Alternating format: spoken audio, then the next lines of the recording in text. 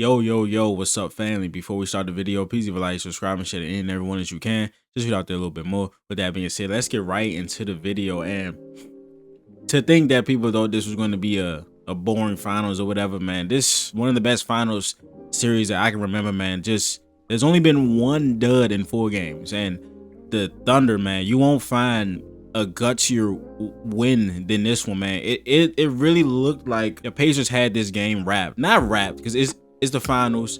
It's the OKC Thunder. They've been the best team all season. The Pacers had full control of this game for what, 42 minutes, and it's probably the same. Well, not the same, but it's really close to what happened in the first game, where OKC led for 99.9% of the game, and then Halliburton hits that clutch shot. But man, just the first 3 quarters, it was just like immense pressure on Shai. And I thought J-Dub was really important in this game. I'm not sure what he ended with. He ended with 27, 7, and 3 assists. What was really important about him in this game, it's like, yes, he's not the most consistent player, but when they need games from him, like, I mean, when they absolutely need games from J-Dub, he comes up clutch, man. Like at the beginning, where the Pacers were like denying Shai, like there was a couple times where he didn't touch the ball for a couple of possessions, and he's just taking the ball and he's sprinting up the court, getting to the rim and getting to the line. And those were important. And Mark Daigneault gave Shai like a lot more rest than he usually gets. And J-Dub was a big part of keeping him in it. And at the end of that third quarter, I tweeted that he had some really important shots, and it was just keeping them in the game. He scored like 4 straight times, and they were only down 9, I believe, at the end of that third quarter. And without that stint, that game would have been like, they would have blew that up to like 15, and it would have just been hell for OKC. But like the intensity in the finals picked up in this game. Like there was a couple times on the broadcast when they said like they're starting to not like each other, and that's good. Hey, shit, that's good for me. Like, hey, this was real playoff ball. The physicality, right? The hard fouls, not letting anybody get a layup, because you never know. 2 points, a point could be the difference. And man, this was such a great game. Like, it started out with the Pacers, the 94 feet pressure. Again, it just took the ball out of Shai's hands.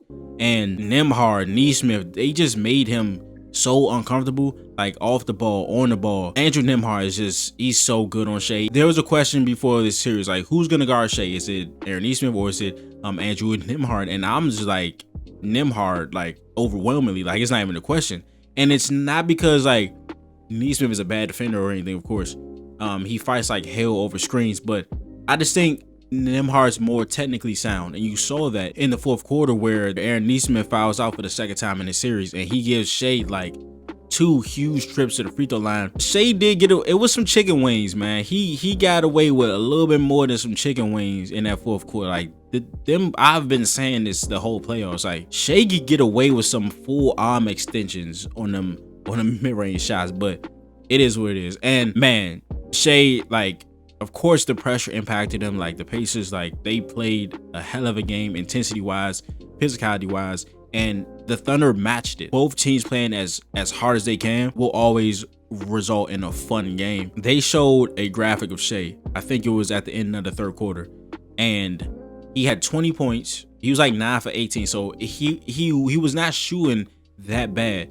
But the most underrated play in basketball, and this is why people have to actually watch what's happening. You can't just look at a box score and determine stuff. The most underrated defensive play in basketball is when you make somebody not take a shot. That's not going to be on the stat sheet. You force somebody to not be able to shoot the ball. There were a couple of times in the first 3 quarters where Andrew Nembhard was playing such good defense that Shai couldn't even get a shot off. He was pivoting, he was trying to use the shoulder, and he had to pass it out. Like, that's not in a stat sheet, that he plays such good defense on that play that he couldn't get off a shot attempt. But in that fourth, man, that turnaround from him being pressured so much in the third quarter and not being able to get off anything clean. Like, it's still, he didn't get off anything clean in the fourth quarter, but he rose to the occasion. He's the MVP, right?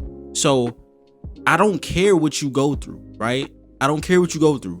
You have to rise to the occasion. And again, I give J-Dub so much praise for the first 3 quarters, keeping them afloat and keeping them close. But when the time comes, if your MVP don't step up, you shit out of luck.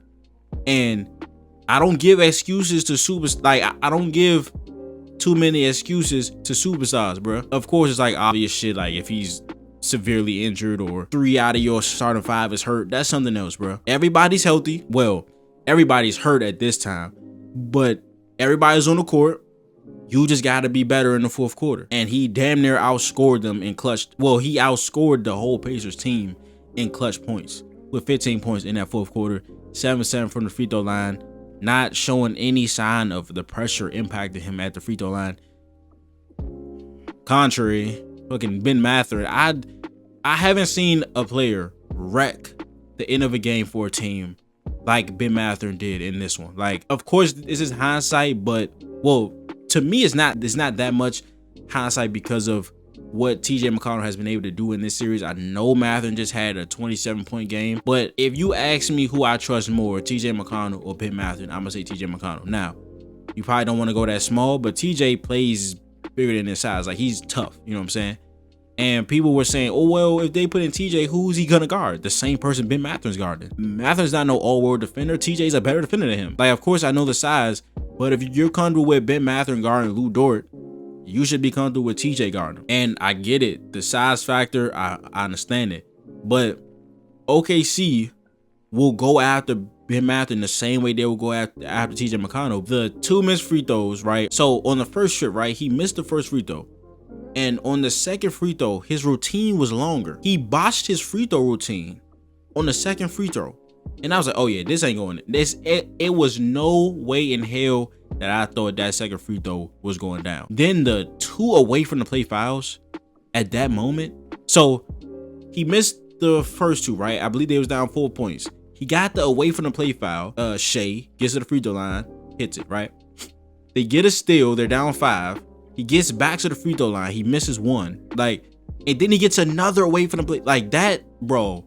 In a finals game, a close finals game at that, I just haven't seen a player do that many wrong things in such a short amount of time, in a long time, in a game of this magnitude. So, I don't know, man. It's just, he had a really tough end to this game, but he can make it up. He can make up for it. Have you another 27-point game if you want to. Like, you can make up for it, brother. I promise you can. But like, TJ McConnell coming through, Obi Toppin was really good in this game, and I just like how the Pacers have used him. They are not asking him to do things that he's not good at. He's strictly a play finisher on his team, and in situations where he can't play finish, he's immediately looking for somebody to initiate a dribble handoff or to screen, right? He's super athletic. He can be a vertical threat. He can pop. Like, he is such a versatile player, and he also just understands his role. That's why every time he's in a situation, he's going to do a dribble handoff, blah, blah, blah. Aaron Nesmith, again, a guy that is like energy out of this world. Strength, energy.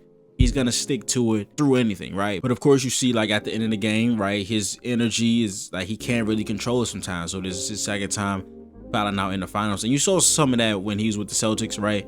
A guy that has so much energy. He's become a much better player, like not even comparable. But the energy part of him and not being able to control it sometimes is still there, right? But this is still an immensely valuable player, a guy that is not going to stop for anything. So you need those guys on your team. And J-Dub, Alex Caruso, who also had 20 points in this game, they don't win without these guys, man. They don't win. I talked a lot about J-Dub keeping him alive, but Caruso, 20 points.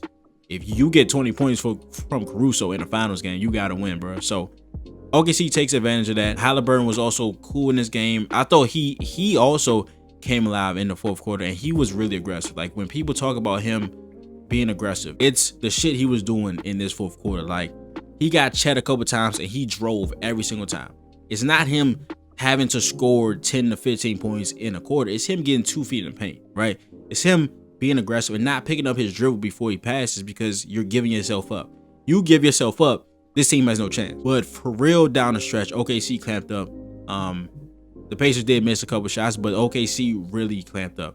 And shouts out to them. You gotta show that you got some man in you when you come into game 4 down 2-1 on the road, man. You gotta show that you can do it, and they did.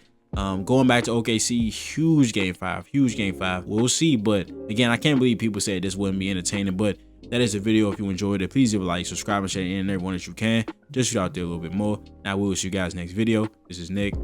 Peace.